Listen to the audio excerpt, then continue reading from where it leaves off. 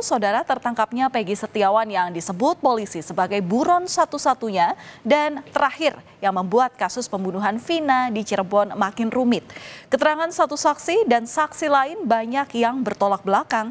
Bisakah kemudian benang kusut pembunuhan Vina dan Eki ini dapat terurai? Terjeratnya para tersangka termasuk Peggy Setiawan berawal dari kesaksian Aep. Sebagai saksi kunci, Aep mengaku melihat Vina dan Eki diserang oleh kelompok remaja pada Agustus 2016 lalu. Aep mengaku mengenali para pelaku dan DPO karena mereka kerap nongkrong di sebuah rumah yang ada di dekat bengkel tempatnya bekerja. Warga yang tinggal di sekitaran lokasi kejadian pembunuhan Vina dan Eki ini membantah pernyataan Aep yang menyebut melihat ada warung tempat berkumpulnya anak-anak motor di depan tempat cucian mobil Aep bekerja di tahun 2016. Menurut warga, saat malam hari, lokasi di sekitar ini pun sepi. Saya juga perokok aktif.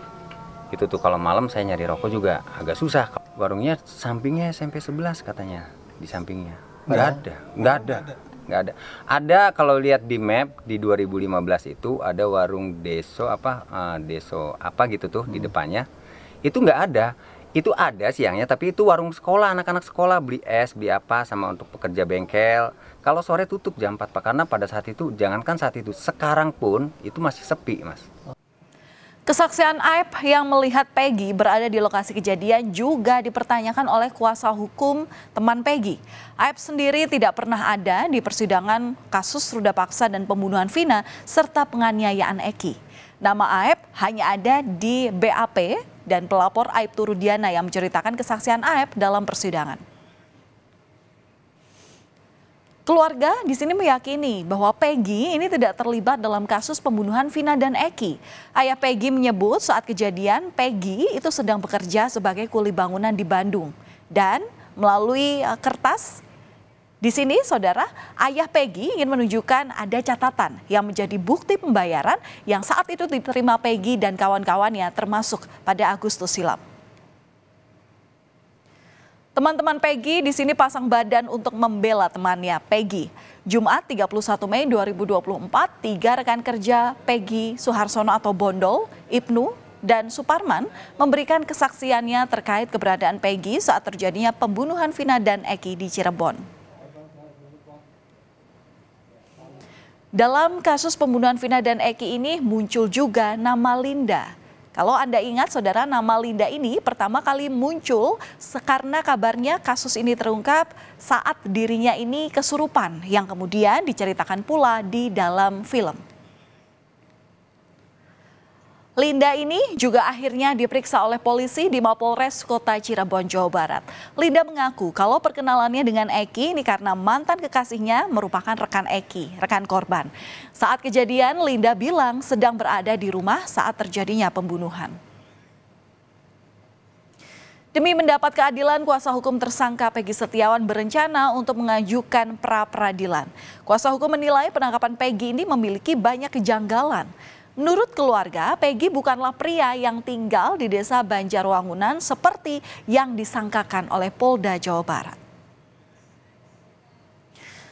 Setelah Peggy tertangkap, polisi kemudian menghapus 2 daftar pencarian orang lainnya, yakni Andi dan juga Dani. Hal ini pun direspons oleh penasihat hukum keluarga Vina, Hotman Paris Hutapea. Hotman di sini bilang dari berbagai versi pembuktian dan fakta persidangan, seluruhnya menyebut masih ada 3 orang yang masuk dalam daftar pencarian. Dana ini tidak pernah mengalihkan tanggung jawab kepada 3 DPO. Biasanya kan orang mengatakan mengalihkan tanggung jawab, dia pelakunya bukan aku. Kalau mereka mengatakan kami lakukan perbuatan itu bersama-sama. Jadi ini perbuatan tidak pidana secara bersama-sama. Jadi kelihatan jelas tidak ada motivasi bagi mereka untuk lempar tanggung jawab. Kelihatan jelas dari awal. Sehingga kalaupun misalnya Polda Jabar belum berhasil menemukan 2 pelaku DPO ini, ya jangan dibilang tergesa-gesa fiktif dong. Ya, itu sama saja mau cepat-cepat menutup perkara ini gitu loh. Kasus Vina dan Eki yang tak kunjung tuntas membuat Presiden Joko Widodo angkat angkat bicara.